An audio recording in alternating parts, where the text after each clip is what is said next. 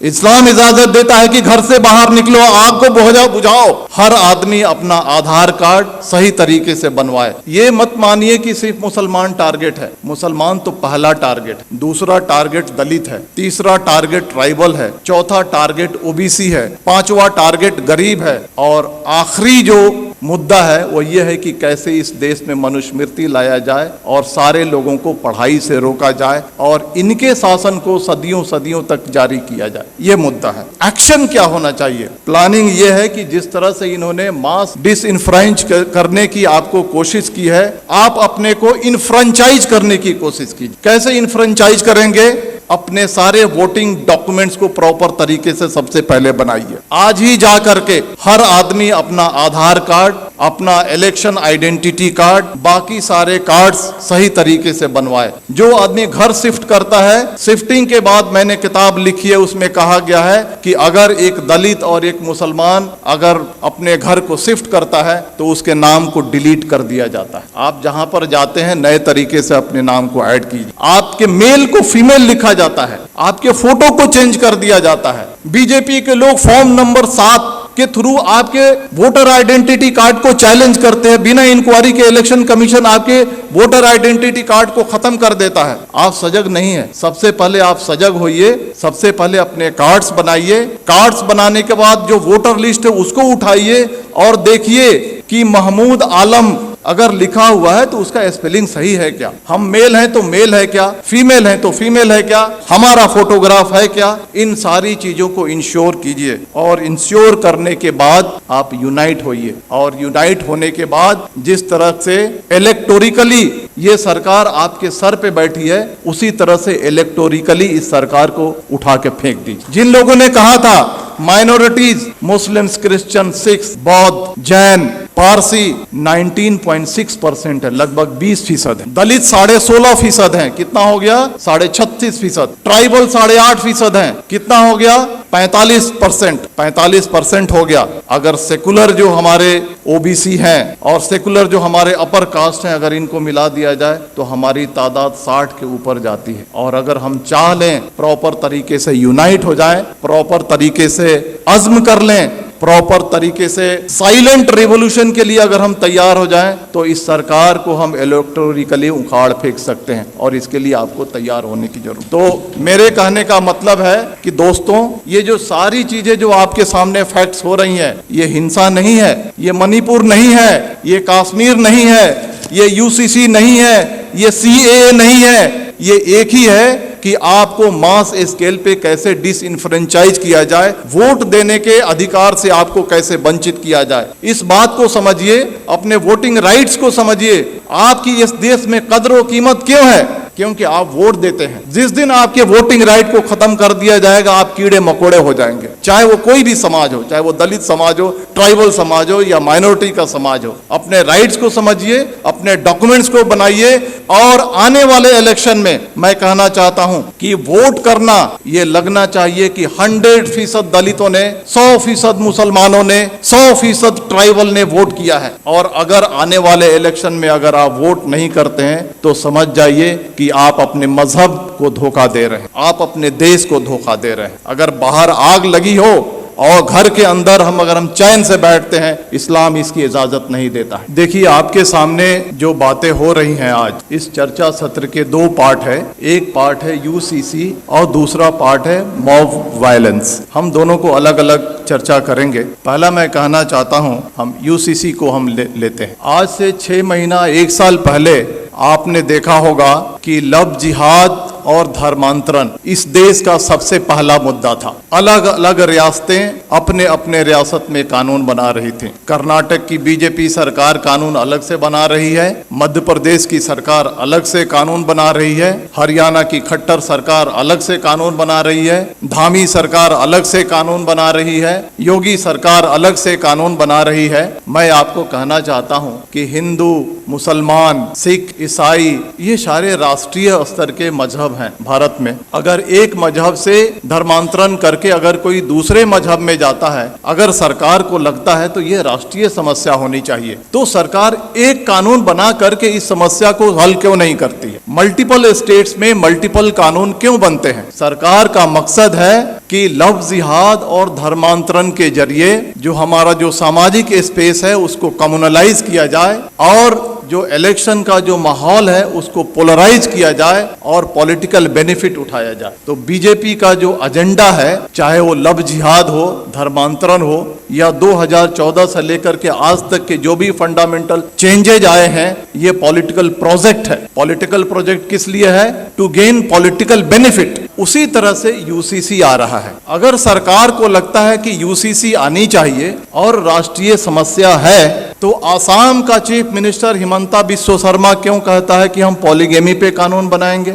धामी सरकार उत्तराखंड का क्यों कहता है हम यूसीसी पे ड्राफ्ट लेकर के आएंगे? आप देखिएगा मेरी बात, यू मार्क माई वर्ड, कुछ दिन के बाद योगी सरकार अलग ड्राफ्ट लेकर के आएगी, कुछ दिन के बाद मध्य प्रदेश की शिवराज सरकार अलग ड्राफ्ट लेकर के आएगी, और इसका मकसद है कि ये उनका पॉलिटिकल प्रोजेक्ट है। और पॉलिटिकल प्रोजेक्ट किस लिए है? समाज को पोलराइज करने के लिए। अब सवाल उठता है कि इसका मकसद समाज को पोलराइज करने के लिए है, तो हमें क्या करना चाहिए? जहां तक यूसीसी का सवाल है, बड़े बड़े वक्ता, बड़े बड़े दानिश्वर कहते हैं सबसे ज्यादा जो नुकसान होगा वो क्रिश्चियंस को होगा, सिख को होगा, ट्राइबल्स को होगा, दलित को होगा। हमारी जिम्मेदारी है, सरकार देखिए 2014 से लेकर के आज तक जो चाहती है वो करते आई है। अगर वो चाहेगी कि यूसीसी लाएं तो हम रोक नहीं सकते हैं, लेकिन हम जो कॉन्स्टिट्यूएंट्स जो उनको वोट करते हैं उनको ये एजुकेट कम से कम कर सकते हैं कि ये जो है आपको बर्बाद करने के लिए लाया जा रहा है। इसके कॉन्स्टिट्यूएंट्स कौन है? ट्राइबल्स हैं, दलित हैं, मुस्लिम्स हैं, अदर माइनॉरिटीज हैं। इन सब को हमको एजुकेट करना है कि आपके different language, different culture, different रहन सहन आपके मजहब को बर्बाद करने के लिए लाया जा रहा है। और ये हिंदू कल्चर नहीं थोपा जा रहा है, ये Brahmanical mindset, upper caste Hindu mentality को कमजोरों पे थोकने की ये साजिश है। इसके लिए हमको देश को आगाह करने की जरूरत है। अब आते हैं मॉब वायलेंस में, क्योंकि वो ज्यादा देश के सामने एक बड़ा समस्या है। आपने देखा होगा कि जब भी मॉब वायलेंस होता है तो इसके दो पार्ट हैं कि जो बातें रिपीट हो रही हैं उसको बोलने की जरूरत नहीं है। जो पेपर में आता है, जो सोशल मीडिया पे आता है, जो वक्ताओं ने कहा, it's a matter of record, उसको रिपीट करने की जरूरत नहीं। हम क्या नया रखते हैं उसका ज्यादा महत्व है। मॉब वायलेंस के दो पार्ट हैं, एक जो एक्चुअल जो विजिलेंटे ग्रुप और एक सरकार जो खामोशी से उसका सपोर्ट करती है। जो विजिलेंटे ग्रुप है, जो एक्चुअल क्राइम कमिट करता है, आज फ्रीली घूम रहा है, हथियार कलेक्ट कर रहा है, क्राइम कर रहा है, माइनॉरिटीज पे वार कर रहा है, और उसको कोई छेड़ने वाला, कोई अरेस्ट करने वाला नहीं है। दूसरा जो पार्ट है आज की सरकार कितनी भी मॉब लिंचिंग हो जाए, मणिपुर हो जाए, नू हो जाए, पुन्हाना हो जाए, झिरका हो जाए, ट्रेन में फायरिंग हो जाए, दंगे हो जाए, सरकार जबान नहीं खोलने वाली है। सरकार चुप है। सरकार इज मेंटेनिंग साइलेंस। और साइलेंस को क्या कहा जाता है? साइलेंस को, खामोशी को रजामंदी कहा जाता है। सरकार वायलेंस को रजामंदी दे रही है। सरकार रजामंद है कि वायलेंस किया जाए। इसके दो पार्ट हैं, जो विजिलेंटे ग्रुप हैं और जो सरकार है, इनके मोटिव में फर्क है। जो विजिलेंटे ग्रुप है उनका मोटिव है कि हम जो कमजोर हैं उन पे हमला कर रहे हैं, उनको सबक सिखा रहे हैं, उनको तकलीफ में डाल रहे हैं, और बहुत खुश हैं कि तारीख में इन्हें हमको सताया था। ये बात सही है या गलत, इसकी अलग चर्चा की विषय है, लेकिन इन्होंने हमें तारीख में हमको तकलीफ दी थी, आज हम इनको तकलीफ दे रहे हैं। वो खुश है, वो इलिटरेट, कम पढ़ा लिखा आदमी जो विजिलेंटे ग्रुप है खुश है। लेकिन जो सरकार,